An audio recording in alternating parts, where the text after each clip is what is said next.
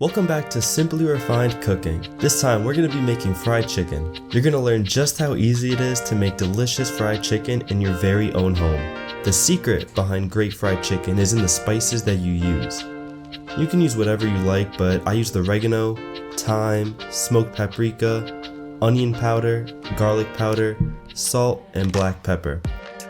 Add all of those spices to your flour and combine well. There's no set recipe as to how much of each spice you should use.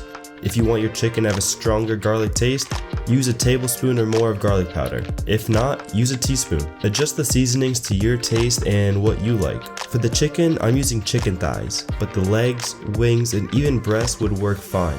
I allow the chicken to marinate overnight in buttermilk that was flavored with basically the same spices that I used in the flour mixture. This is going to give the chicken even more flavor.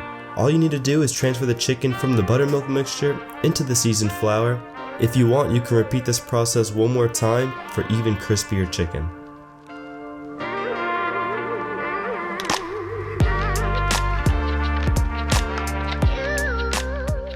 Once your chicken is coated in the seasoned flour, it's time to fry it. Heat up some canola oil in a deep pan or a large pot.